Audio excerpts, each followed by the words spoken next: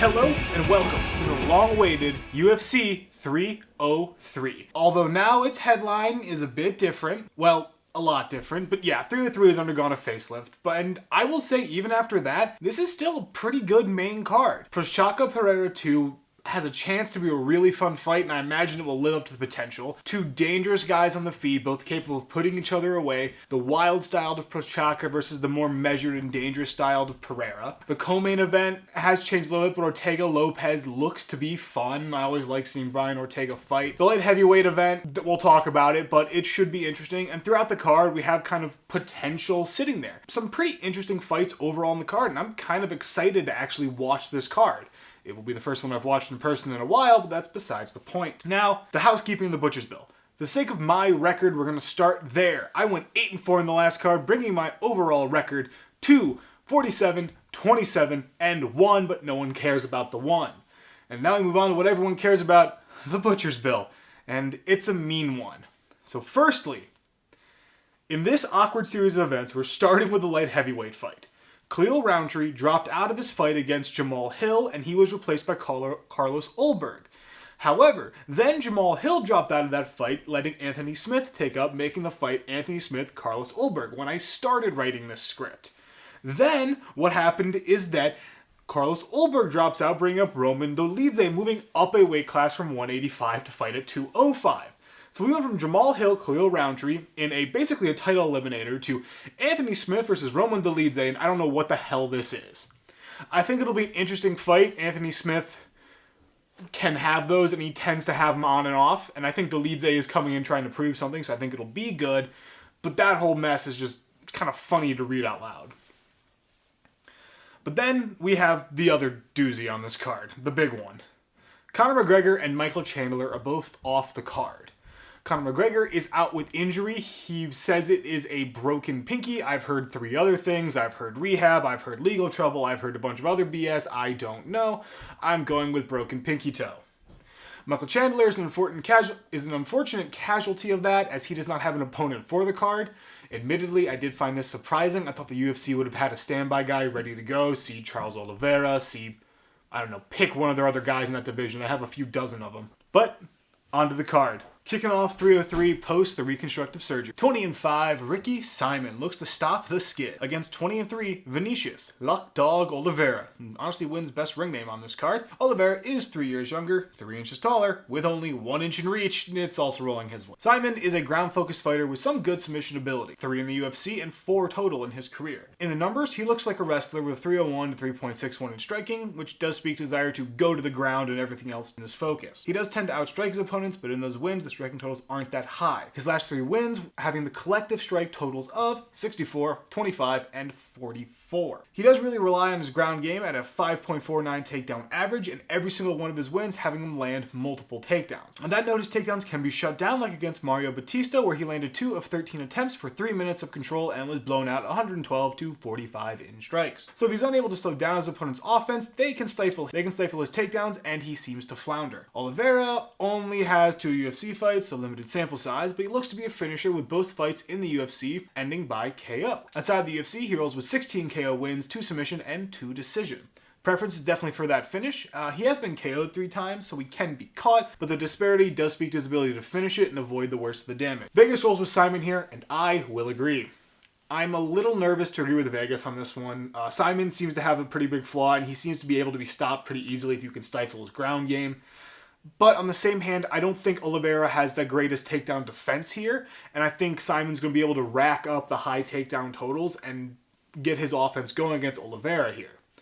Overall, this one is pretty close, but I'm going to give the edge to Simon based on the rate of takedowns he shoots, the quantity he shoots, and I don't know how Oliveira is going to handle that takedown game. Coming off the road to the UFC, 9-0, Seruya looks to stay perfect. 9-3, Carlos Hernandez. Seruya is 8 years younger at 22, either 1 inch taller or 2 inches shorter, because why have consistency? With reach being a definite inch in his favor. Now, in the UFC, he rolls with 1 submission, 1 KO, and 1 decision win with a 2.93 to 1.44 in striking and a 6.84 takedown average. That is buoyed by an 8 takedown performance against Mark Climaco. Stylistically, I'd call him a well-rounded fighter with a preference for the finish. He has 9 KO and 9 submission wins. Hernandez is the UFC vet here. 4 actual fights, 2 wins, and 1 contender series win. I honestly don't know how to describe him stylistically, but in the numbers, he rides a 4.95 to 4.54 in striking, which does speak to his tendency to get into it with his opponents and have those close striking totals. In the takedowns, he works a 1.11 and has only used it in his wins, so as a whole, I don't know how effective it will be going forward in the UFC. This is a pretty short one for me. By a heavy margin, Vegas rolls with Seruya, and being boring, I'm going to agree. I don't really know how to read either of these fighters. Seruya is coming off road to the UFC, and I don't really know the level of those guys he fought or how that show worked as a whole, and that is on me. But Hernandez doesn't seem to be that stable or high level of a fighter. So coming into this fight, I'm kind of relying on the money counters in Vegas to know which fighter looks better coming in, and they pick Seruya, and I can see why. He has that sort of well-rounded nature, the submissions and the takedowns, which I like, and with that and Vegas' favor, I am going to pick him to win. 34-23-0-2, Andre, the Pitbull Arlovski, looks for the win against 13-2, Martin Buday. Buday is 13 years younger at 32. Holy crap. Either 2 or 1 inches in height also going his way with dead even reach across the board. Arlovski is the old guard, the really old guard, and is riding a 3-fight losing streak. But as a heavyweight, he comes across as a striker, though he hasn't had the power as of late, so it's been more so the grinding and control style. Numbers-wise, he runs with a 3.78 to 3.20, which does speak to how he gets into exchanges and trades. It does leave him open to getting finished, which is a problem he's had. Also worth noting is a 76% takedown defense, which helps keep him on his feet, but he hasn't faced a whole lot of takedowns recently. Today is a little bit of a similar story, coming across as a striking grinder, where he just keeps the striking close and ekes out the decision win over his opponent. In the numbers, it comes across as a 5.17 to 5.70, which does speak to that fact that he can be finished and overwhelmed, but that has only happened once in the UFC so far, so I'm unsure how much that'll be a factor here. Once again, I don't think takedowns will matter too much, but he does have a 100% takedown defense. Vegas picks Buday, and I will disagree. Now, part of this is the general dislike for Buday, so it's sort of the opposite of blatant favoritism. But the other is the belief that this fight has very little to separate the fighters in terms of style. They're both kind of the same fighter. I don't see this fight going to the ground. I think in terms of striking, they're very similar in how they're approaching it. The main difference is age. And I don't really love the athleticism of either fighter, but I'm going to go with a guy that has the experience, has gotten rough wins before, and I just like a little better than Buday. I'm going to go with Arlovski because of that. Taking us out of the early prelims, 18-12, Michelle Karate Hottie Waterson-Gomez takes on 13-8, Jillian the Savage Robertson. Robertson is 9 years younger at 29, with 2 inches in height going her way, with a whole 1 inch in reach also rolling her way. Gomez is a grinder with a definite preference for controlling the fight on the ground. On that note, she works with a 1.42 on the takedown average and has landed a takedown in every fight since May 2020. She doesn't tend to work the submission, but instead racks up a chunk of control time, and it slows down her opponent's offense as well. On the feet, she rolls with 3.56 to 4.19, which as a whole does reflect how she tends to win and lose close with the occasional blowout loss. Also worth noting, she is on a 4-fight losing streak where a good majority of her offense has been shut down, and she has struggled in slowing down her opponent's offense in turn. Robertson is much more of a finisher, with 9 of her 10 UFC wins coming by finish, and 8 of those by submission. Now, this does make her come across as a bit kill or be killed, but in reality, she's only lost twice by finish and 6 times by decision. Knowing the numbers, she runs with a 2.61 to 3.12 in striking, but the power backing it up does help even the difference in landed to absorbed. In terms of takedown, she rolls with 2.53 average and makes very good use in terms of taking control to work a submission or even disrupt her opponent's offense. Vegas gives the nod to Robertson by a pretty narrow margin, and after a very small amount of consideration, I will agree. I like her submission game here. I think with a grinder who wants to go to the ground a lot, wants to shoot the takedowns, Robertson simply has the power that's shown up more. She has had the submission game that's shown up more. And with someone who wants to hang in there as long as possible and put you against the cage, I'm going to go with the person who has a chance to knock you out. Not to mention that Waterson-Gomez has struggled as of late to really stifle her opponent's offense. Against someone with this finish ability and the ability to put you on the ground and control you, more of the odds are in Robertson's favor. Taking us into the prelim, 8-0 Peyton Talbot tries to stay perfect against 12-2 Giannis the Desert Warrior Gomori. I'm so sorry. Now Talbot is 4 years younger at 25, 1 inch taller, with another inch in reach going his way. Talbot does only have 3 UFC fights, so a grain of salt with all these numbers, but he seems to be a finisher. A KO and submission finish in the UFC with 6 career KO wins and 1 submission. Now in the UFC, he doesn't have a landed takedown, but he was able to survive 2 takedowns and 5 minutes of ground control by Garry to win by rear naked choke. He did also secure 3 minutes and 25 seconds of his own ground control in that fight, so we can assume he has a decent ground game. Striking, he runs an 8.05 to 3.58, with all 3 UFC fights having him take a major striking lead. And based on his record, he does have the power to put people away. Gomori is a bit of a different story, looking more like a grinder with 5 career decision wins opposed to 4 submission and 3 KO. His last 2 wins were both KO, however, so he could be riding the hot hand. On that note, he has been KO'd once so far and submitted once. So while he can be caught, he hasn't been caught often in exchanges or in these fights. The minus 1700 favorite Talbot is also my pick for this fight. A lot of it has to do with the more success he's had in the UFC. He seems to have a more varied game, the better striking, and a ground game that seems to be a little bit effective. And while in this game, I can see Gomori matching him on the ground and being able to control and grind with him. On the feet, I see the difference tilting more Talbot's way, and I think he has the ability to keep it on the feet in this fight. Could Gomori win? Yes, but I simply have more information on Talbot, and what I've seen from Talbot, I like more than what I've seen from Gomori. 15-7-1. Charles Jourdain looks for the rebound against 12-2 John Lord Silva. Silva is a year younger at 27, but Jourdain is 2 inches taller with dead even reach across the board. Jourdain comes across as a pretty high-octane striker with a fairly potent submission backing all that up. In the numbers, he works a 5.56 to 4.31 in striking, which does speak to that high-octane nature I had mentioned. Oftentimes, he does tend to take the striking lead in most of his fights, only not leading 2 of his last 5. As a result, he can be matched on the feet, but more often than not, what hurts him is the takedowns, where he only carries a 48% takedown defense. He's able to survive most of the time, not getting finished, but he struggles to counter or get back to his feet, letting the control time against him rack up. That submission ability is mostly used off of his defense or as a result of hurting his opponent through striking, getting knockdowns, or getting them back up against the cage. Silva only has 2 UFC fights, so once again, get the grain of salt out. Speaking of numbers, he runs with a 5.83 to 4.27 in striking with a decent touch of power. His opponents tend to stay relatively close with intense strikes, but the ability to mix in takedowns to control the flow of a round helps him stay in control. In his career, he carries 9 KO, 2 submission, and 1 decision win. This does speak desire to strike and keep the fight on the feet. Vegas has decided that the narrow favorite is Jourdain, and before I even knew the Vegas odds, I'd already decided I was going to pick Jourdain here. What I've seen from Jourdain in the UFC is a very violent and a very finish-orientated style, and while he has struggled with the ground, neither fighter here really seems to want to go to the ground. And while Silva could win, he has the power, he has the toughness to hang in, I'm going to go with the guy I've seen more of. I'm going to roll with Jourdain here. I won't be surprised if Silva wins, but I think Jourdain has a style and the experience here that'll give him a slight edge in my mind. 29-13. Cub Killer Swanson squares up with 23-11-0-1 Andre Touchy Fely. Fely is 7 years younger, 2 or 3 inches taller, with 4 in reach rolling his way. Swanson is the old hand in this fight, having his first UFC fight in 2007, and as of late has been a little streaky. Swanson is a striker, and while he was definitely more of a finisher, his consistency with it has tapered off, leaving him as more of a grinder with some flashy finish ability. He rolls with a 4.70 to 3.84, which does show how willing he is to scrap with his opponents and still take a lead over them. As a result of being willing to scrap, he can get caught and put away by his opponent. Backing up that striking is a 1.09 takedown average, which he uses sparingly based on his opponent or situation of the fight. Fely is a bird of a similar feather, though his numbers are a bit different. In striking, he works a 3.85 to 4.11, which does show how he can be outmatched on the feet and has to try and rely on inconsistent power, something that works against him more often than not. He is able to nullify opponents' offense with a 2.16 takedown average that can give him the nod in some close fights, but it isn't always enough for him to secure the win. Vegas gives the nod to Fely here, and I will disagree. Part of this, once again, is favoritism for Swanson. I really like how Swanson fights, but Swanson also is a high-pressure, high-octane fighter with a great deal of toughness.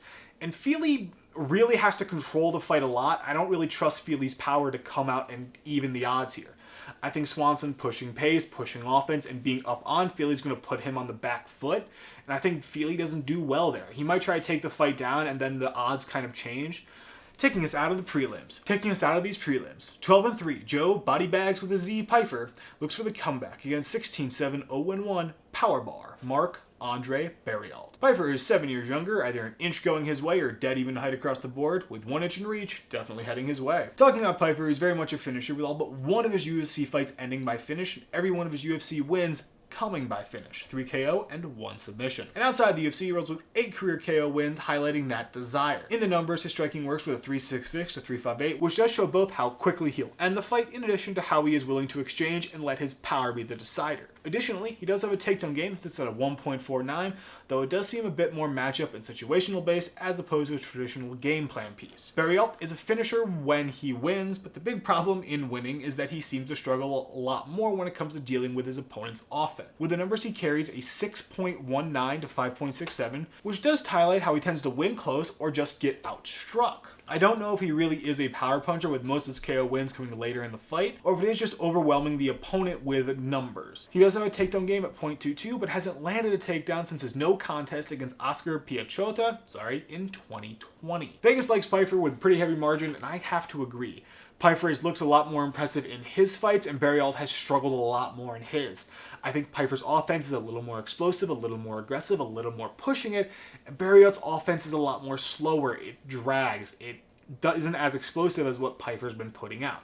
And Barriault has seemed to struggle against people that bring an explosive offense at him and force him backwards. He doesn't seem to be able to take control back from them. Kicking off the main card. 14-0, Ian, the future Garry, looks to stay perfect against 22-2, Michael Venom Page. Garry is 8 years younger, even height across the board, 5 inches in reach, going to Page. Garry is still Garry. He's a solid striker who does a good job at outpacing his opponents and avoiding most of whatever offense his opponents throw his way. In the striking, he carries a 6.27 to 3.49, which highlights how he's able to mitigate the damage coming back at him. He does have 3 KO wins in the UFC, but I feel as a whole, I'd call him more of a control-focused fighter who works his opponents on the feet and stifles a lot of what they want to do. He does have a 0.55 takedown average, but as I've said several times on this card, and likely will several times more, it is situational, and something he really brings out is a recovery or disruption tool, but honestly, that's only been to a limited effect with very little control time coming off of it. Page only has 1 UFC fight, so his UFC stats are a little weird, but a Bellator veteran and champion with a good deal of experience. He comes across as a striker with a dynamic style that works in flying knees, elbows, and more. Comes in with 13 career KO wins and 1 career KO loss. Shows the ability to avoid getting caught while in the thick of it. And in his UFC fight, he outstruck Holland 41-29 and was able to overcome 2 takedowns for 4 minutes and 22 seconds on the ground. All in all, a solid performance that showed he can be competitive with decently high-level people. Vegas has decided that Garry is the favorite here, and I will agree. Garry has a really good style where he basically keeps his opponents away and prevents the damage coming back.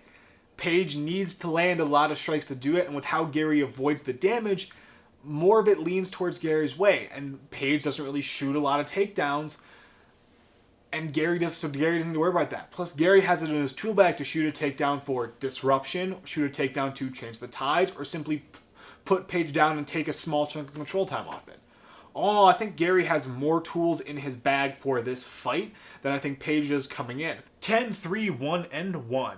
Mayra Shitara Bueno Silva looks to avenge her loss to Pennington against 9-3 Macy Chesson. Even age across the board at 32, either 4 or 5 inches in height going to Chesson, with a definite 6 inches in reach going her way as well. Silva is a finisher with a different preference for the ground game and ability to play off her back or out of position. Her 0.68 takedown average shows that idea where she's able to generate offense off defending the takedown/ground game. She does have a variety of takedowns she can throw, and that arsenal does provide her a multitude of ways to end a fight. She can shoot takedowns for large chunks of control time, but as seen against Pennington, she can be beaten in that regard and have it turned against her. In striking, she has the ground game ratio of 3.84 to 4.86, which has been good enough to hang around in most fights, but is definitely not her strength. Chesson is a little more rounded and does tend to win by finish in most of her UFC fights, 4 of her 7 wins, but does still have a focus on that ground game. She is also open to being finished by opponents in both the feet and the ground. In striking, she has a 3.53 to 2.53, which does speak to a takedown heavy style with how low those totals are. Now, she does finish her opponents, but that does rely on outpacing them, not so much a straight power shot. Now on the ground, she works a 2.38 takedown average and does tend to stack them in most of her fights with chunks of ground control, in addition to her submission ability. Dead even across the board at the time of writing, so I'm going to go with Chesson. The main reason for this is sort of the evenness of the ground games. I feel like they're very similar and they match up pretty well, with one being able to counter the other, or at least survive it, which makes me go look at the striking, and in that note, Chesson has the advantage. Chesson's striking is a little better. She's proven to have some finish ability, though I'm not quite sure it's power shot versus timing. Either way, she can finish on the feet. She's proven pretty decent striking, something that Silva hasn't really had, sort of that grappler type striking where she wants to go to the ground. So in the end, I'm going to pick Chesson, mostly because I believe their ground game is pretty even.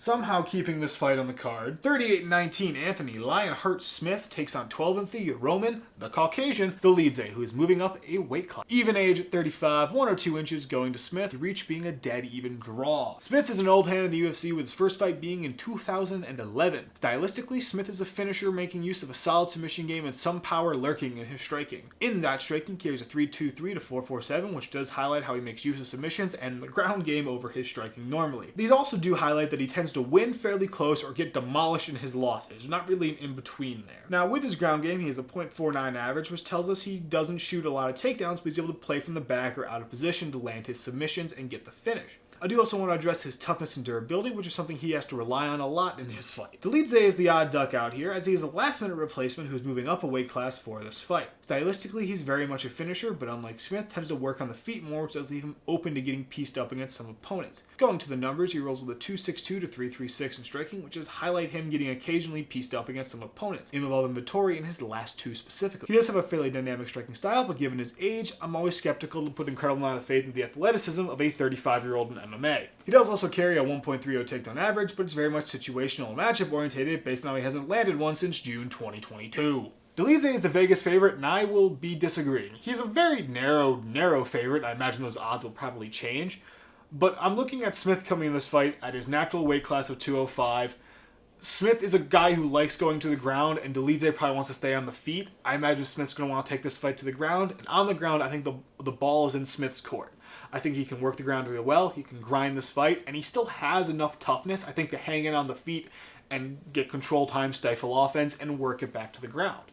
So in the end, I'm going to pick Smith. For the co-main event, 16-3-0-1, Brian T-City Ortega squares up with 24-6 Diego Lopez. Lopez takes a 4-year age advantage, 2 or 3 inch height advantage with 3 inches in reach, also heading his way. Ortega is a dangerous finisher with a monstrous submission and ground game that poses a threat at any point during the fight. In that, he carries a 1.17 takedown average, and while he doesn't always shoot a massive amount of takedowns, he makes use of the one he lands with chunks of control time or landing a submission that ends the fight. I haven't really seen him get beat on the ground, but he has also been endured and countered by some fighters, see Volkanovski. Striking is very much wrestler striking at 407 to 654, but in turn he does have some power lurking in his punches that can catch people and put them away in an instant. Lopez also comes across as a finisher with 10 career KO wins, with 2 in the UFC and 12 career submission wins. In the UFC, he is riding a 3-fight finish streak with 2 KO wins in a row. With striking, he has a weird ratio of 3.22 to 4.73, but I'm willing to say it's a little weighted by his 2 losses where he lost 44 to 20 in strikes and then 88 to 37.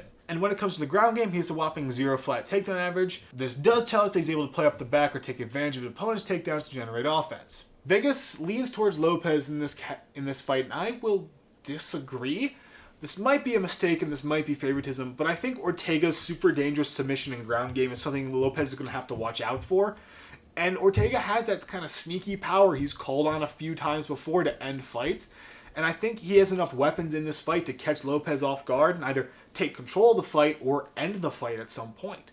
And because of those weapons, I'm going to pick Ortega to win. For the main event, it's a rematch. 10-2 Alex Poatan Pereira looks to defend his title against the man he beat, 34-1 Garry BJP Prochazka. Prochazka is 5 years younger, either even height or a single inch going to Pereira, with reach being a whole 1 inch rolling to Prochazka. Now Pereira should be pretty well known at this point because he's been in the media for like every card since, but for the sake of posterity, Pereira is a striker with great finishing power and incredibly solid striking style where he's both able to work the range and clinch work. Numbers wise, it sits at a 5.10 to 3.65, which does highlight his ability to manage his opponents and keep himself safe in most cases. He has been finished once, and realistically there's always a chance to get finished when exchanging, but his defense has proven good enough in most cases. Additionally, he has a good strike variety and is able to work in kicks, elbows, and knees to really good effect. Doesn't really have a takedown game as it's at a 0.18, but it has proven the ability to get back up and survive on the ground against several opponents. Prochazka is a striker and finisher as well, but stylistically very different. He rocks a 5.75 to 5.43, highlighting how much more he's willing to swang and bang with his chin out and let power be the decider. He does have a 0.79 takedown average, but it's much more of a situational and reactionary tool he uses against specific opponents. He has this very dynamic striking style that can get wild at times, but it's very much his style and he makes it work, and something that he uses to great effect to put pressure on his opponents at almost any given time.